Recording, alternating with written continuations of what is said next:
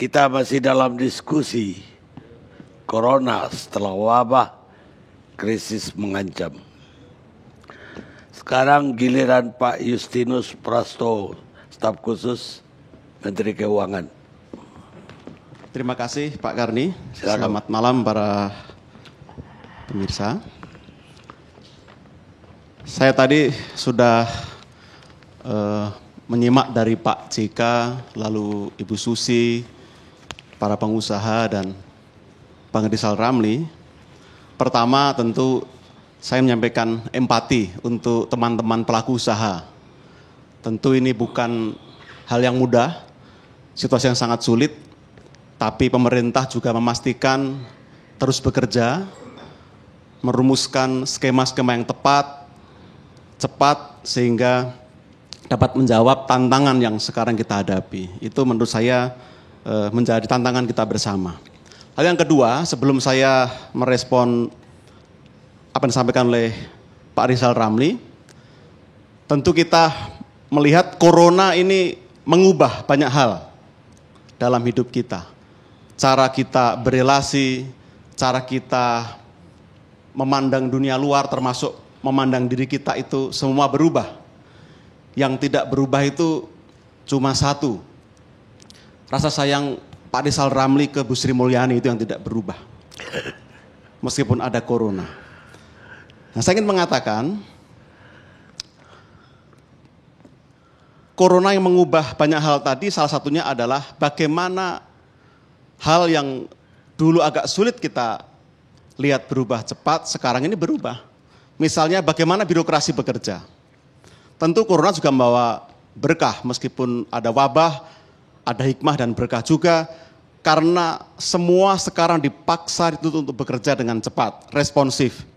Meskipun ada keterbatasan fisik, terlihat di sini betapa koordinasi, sinergi kelembagaan juga bisa cepat. Pusat dengan daerah juga semakin solid, antar kementerian lembaga.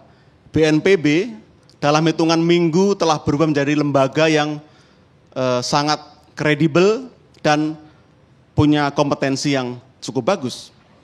Termasuk bagaimana tadi Pak Rizal memberi contoh Kementerian Pertahanan dan banyak kementerian lain masuk Pemda, tanpa diminta sudah melakukan refocusing, realokasi. Menurut saya ini juga merupakan hal yang baik, dan karena keserempakan dalam merespon ini, maka terjadi percepatan. Pemerintah ingin memastikan semua juga direspon dengan baik, maka mengeluarkan Perpu. Nah, saya agak berbeda cara pandang dengan Pak Rizal Ramli. Soal apakah itu konstitusional atau tidak, tentu itu ranah Mahkamah Konstitusi, dan juga kami menghargai hak setiap warga negara untuk mengajukan judicial review ke Mahkamah Konstitusi. Itu adalah hak dan kami menghormati, tapi yang penting semangat di balik Perpu ini. Situasi yang tidak normal, yang luar biasa, harus direspon dengan cara-cara yang luar biasa. Maka semangat Perpu adalah ketika ada kemendesakan, ada kebutuhan yang cepat, ini direspon dengan cepat. Nah, Perpu setidaknya menjadi semangat angin segar yang baru, karena otoritas fiskal moneter itu harmonis, solid dalam merumuskan kebijakan. Apa yang lalu lahir dari Perpu adalah semangat. Saya juga agak heran kalau Pak Rizal Ramli tadi mengkritik soal defisit seolah-olah menjadi justifikasi untuk utang. Sementara Pak JK tadi juga mengatakan ada penurunan penerimaan. Lalu dari mana kita membiayai pengeluaran yang luar biasa tadi kalau tidak dengan pembiayaan dari utang? Maka saya ingin mengajak, utang itu netral. Dua pengusaha di depan saya ini juga tadi mengatakan butuh pinjaman untuk survive. Jadi utang tidak pada diri sendiri haram atau jahat. Tapi bagaimana cara itu dikelola, digunakan, itu menurut saya yang lebih penting. Nah, kalau kita lihat pembiayaan yang diperlonggar dengan defisit yang diberi ruang oleh Perpu, itu memberikan suatu sinyal bahwa pembiayaan COVID ini dinamis. Maka tidak diberi batas atas, tetapi dijaga betul governance-nya, kredibilitasnya.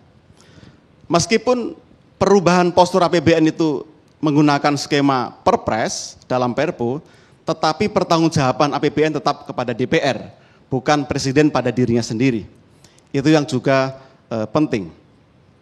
Lalu setelah Perpu diterbitkan dalam situasi yang mendesak tadi, diterbitkan Perpres dan kita lihat seluruh organ pemerintah secara berkesinambungan juga menerbitkan instruksi, arahan dan juga koordinasi. Misalnya lalu Mendagri menerbitkan Permendagri 20 untuk mendorong Pemda melakukan efisiensi. Jadi semangat yang ingin dikedepankan pemerintah adalah bagaimana APBN, ini sekaligus menjawab Pak Fuad Bawasir dalam tulisan yang saya baca, seolah-olah 405 triliun itu angka yang tidak benar gitu. Padahal sebenarnya harusnya dibaca dengan lebih baik. Kenapa? Karena pemerintah justru fokus pada refocusing, mengubah prioritas. Yang bukan prioritas itu ditunda atau ditiadakan, digeser, lalu diprioritaskan pada penanganan COVID. Ada 3 fokus. Yang pertama, health, penanganan dampak kesehatan. Yang kedua, social safety net, jaring pengaman. Dan yang ketiga, stimulus ekonomi. Ini jadi fokus. Maka efisiensi, realokasi, refocusing itu menjadi hal yang penting. Pemerintah telah melakukan apa? Dari 405 triliun tadi, 75 triliun itu untuk kesehatan.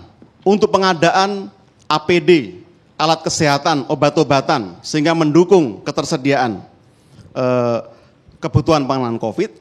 70 triliun itu untuk stimulus kepada industri, berupa stimulus fiskal dan juga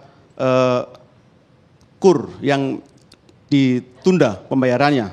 110 itu untuk bansos, sangat banyak keluarga yang disasar, ada PKH itu 10 juta, kartu sembako itu mencakup 20 juta keluarga, lalu bansos tunai itu mencakup 9 juta, bantuan sembako itu mencakup 2,1 juta keluarga, lalu BLT desa menggunakan realokasi dana desa itu menyasar 21,3 juta penerima, lalu kartu prakerja untuk 5,6 juta peserta, lalu ada diskon listrik dan sebagainya, termasuk dukungan realokasi APBD untuk ini.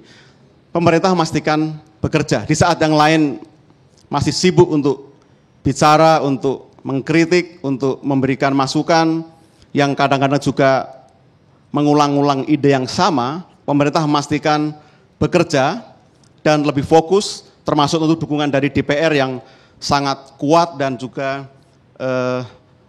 komprehensif dalam hal ini. Nah, lalu saya ingin sedikit masuk ke dalam apa yang disampaikan oleh Pak Rizal Ramli.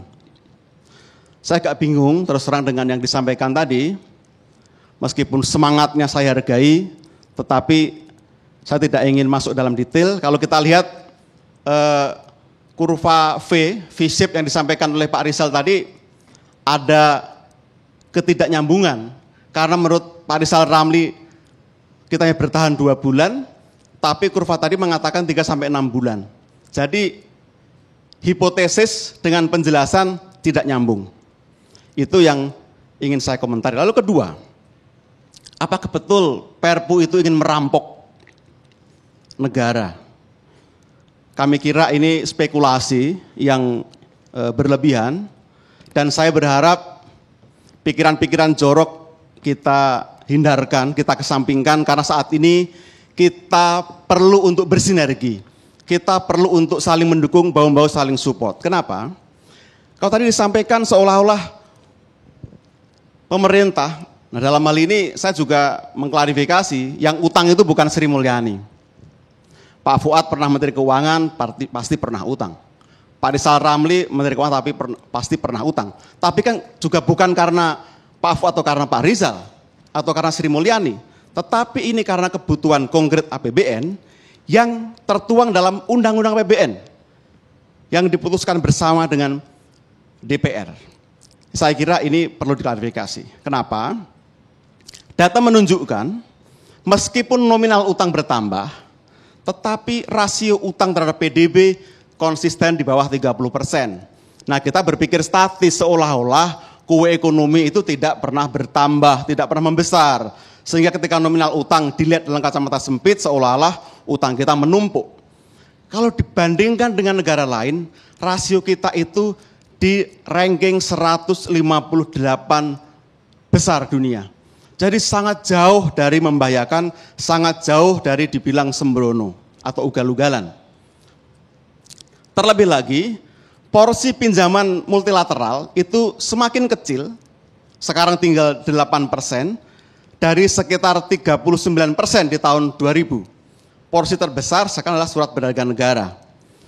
Dan data menunjukkan pembayaran bunga utang semakin turun, terutama 5 tahun terakhir. Arti pemerintah semakin efisien, yield juga semakin kompetitif, sehingga kita juga bisa semakin menggunakan power untuk bernegosiasi dengan para investor. Itu yang menurut saya perlu diklarifikasi.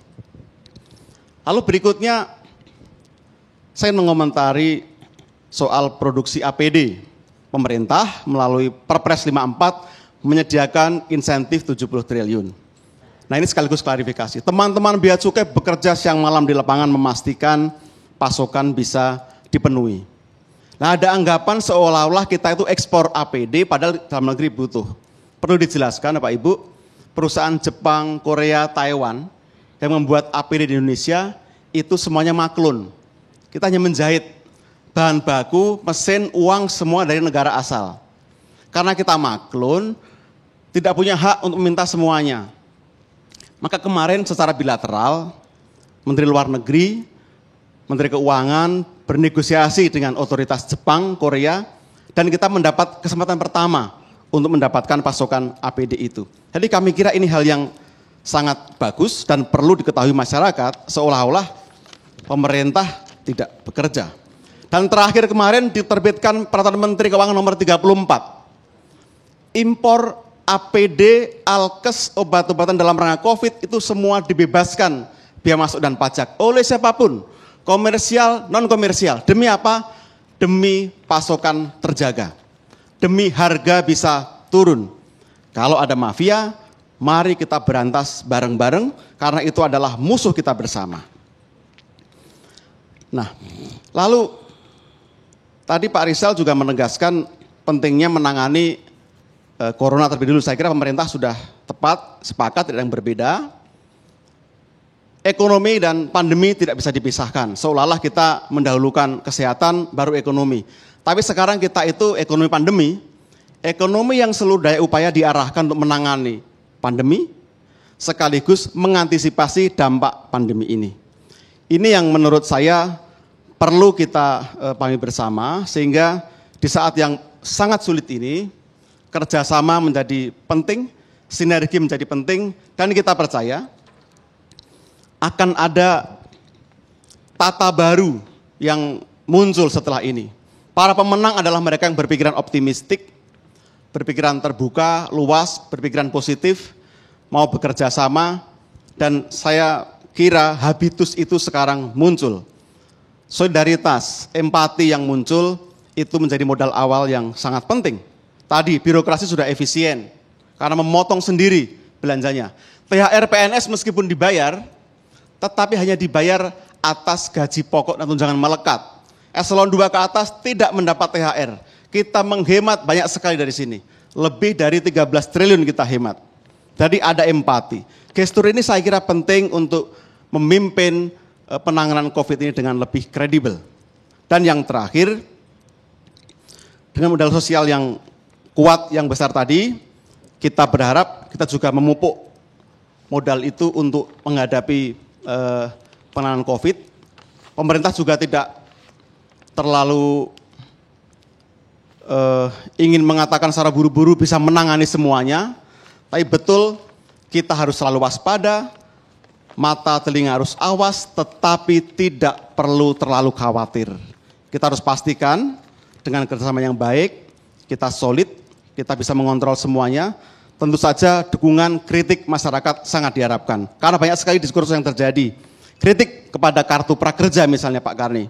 Sangat bagus, konstruktif, pemerintah pun juga merespon itu. Nah diharapkan dengan adanya ini, kita bisa menolong masyarakat yang terdampak. Terakhir, saya ingin mengajak semua anggota masyarakat supaya semua bansos dipastikan cepat dan tepat diterima oleh mereka yang membutuhkan. Kalau sampai salah sasaran, mari kita awasi bersama, kita beri masukan supaya betul-betul diterima yang membutuhkan. Dan ini butuh kesadaran bersama, butuh partisipasi. Kami percaya dengan semangat kesetiakawanan kita bisa melalui pandemi ini dengan baik. Terima kasih Pak Karni. Terima kasih Pak Justinus Prastowo.